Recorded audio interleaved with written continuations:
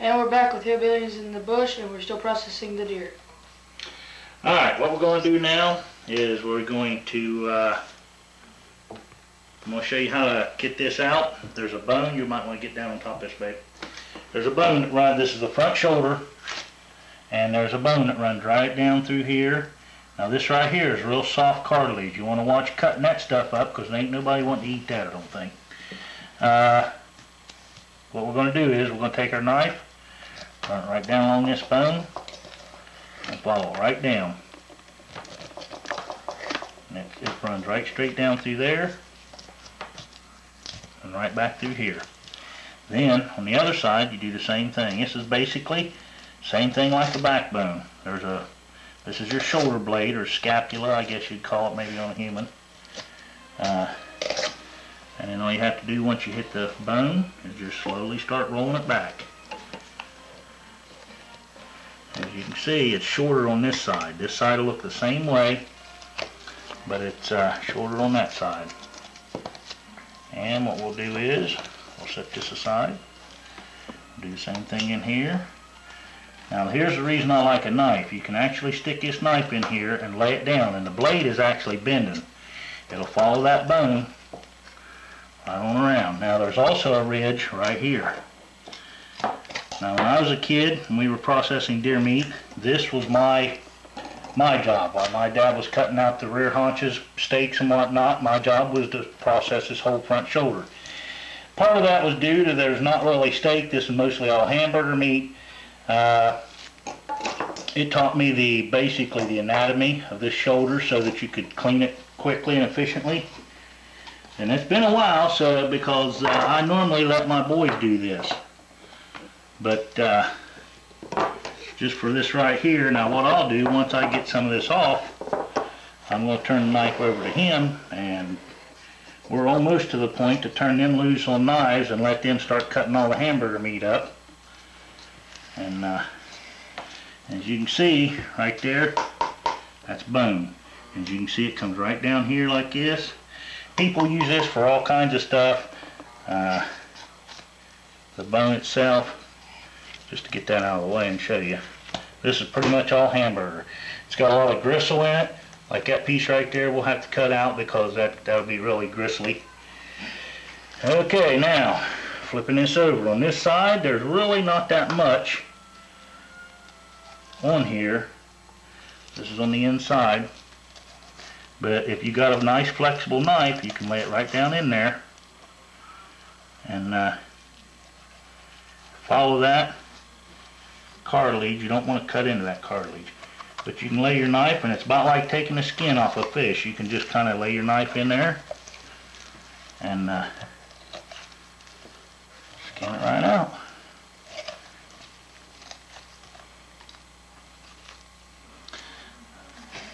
You're not going to get every little speck of meat, but when you can clean it up like that right there, that's pretty clean. We don't like to waste any of the meat because it's just not right. If you kill a deer or kill any animal, as far as that goes, you ought to eat it. And basically, you can take your knife and run it right down through here like this. Follow that bone.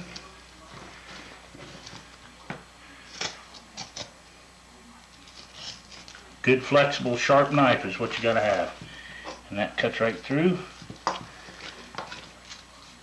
just like that. You can run that right down to the joint and just run it right on back through there. Now you can clean that stuff up later, but as you can see, it runs right down through here, and I missed a little chunk right there. But then to debone this, all you have to do is just run your blade right in around that bone. As long as you got a good sharp knife, this is pretty easy to do.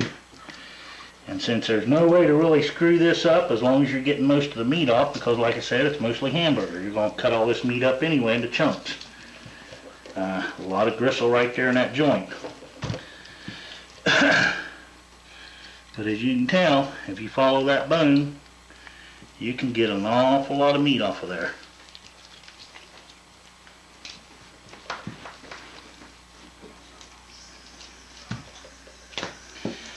Now that's pretty clean. There's a nice chunk right there.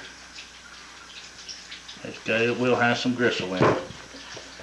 But my grinder will get most of that gristle and kind of clog it up, and I'll have to clean it. And I like that because it gets that gristle out. Well, I guess I was going to let the boys scrape this clean, but there's really not much left on there. This front shoulder, this front part, same thing. You can go right down through here. Now this, I usually chop off right about here. And as you can tell, all this white stuff right here, that is all silver skin. That is tendons, gristle, and I'll tell you what, that right there will work a grinder. But we'll clean that up here in a little bit. Basically, same thing. You just follow it down, cut it off the bone. Same thing over here. I usually stop right here because this part down is really mostly just tendon. There's not even a teaspoon of meat there probably, as compared to all the gristle. There's that. Probably what I'll let the boys do since I cleaned this up pretty good. Basically, there it is. That's the leg of a deer and the shoulder blade. Okay, we'll clean this area up right here. We'll get maybe a cutting board and a rear haunch, and I'll show you how to debone one of the rear haunches. As you can see, we got quite a bit of meat over here. This stuff here come all out of all the ribs and the flanks. We trim, as you can tell, somewhere in here. It's buried underneath. You can actually take your knife and skin right up the rib.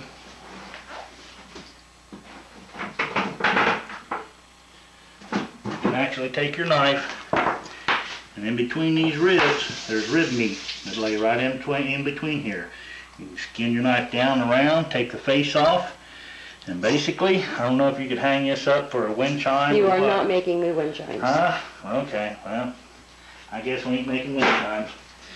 But there's a lot of rib meat. That you can get out off the sides of the ribs, underneath on the brisket. But this all right here is rib meat. This right here all came off the neck. So you can see there's a lot of meat that's on that neck. These here are the loins.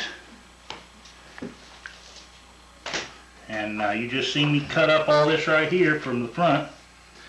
We still got the other one to do, but there's your two rear haunches. What I'm going to do is stack this all back up, get a rear haunch ready, and we'll debone a rear haunch.